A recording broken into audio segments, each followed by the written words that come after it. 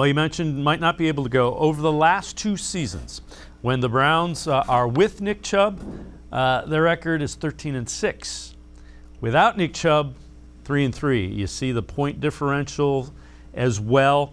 But again, as you look at it, Dearness Johnson filled in for the Broncos team with, another 5-4 team in the NFL, and Dearness Johnson was able to get it done. But that again kind of illustrates with Nick Chubb out, Browns can still win. You just don't want it to be for any extended period of time.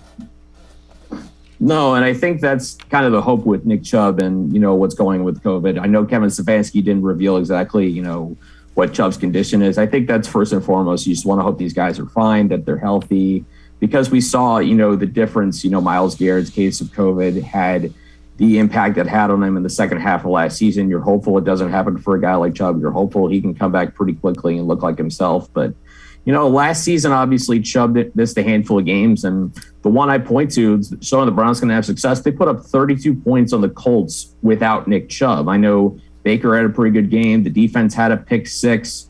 They were pretty good when they needed to be without him.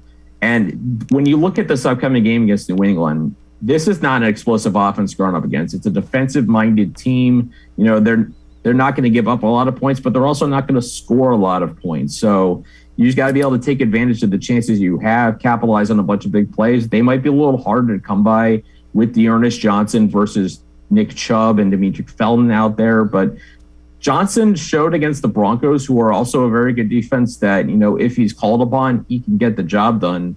And especially behind an offensive line where you got 4 of your top 5 guys healthy, and they look pretty good on Sunday. Yeah.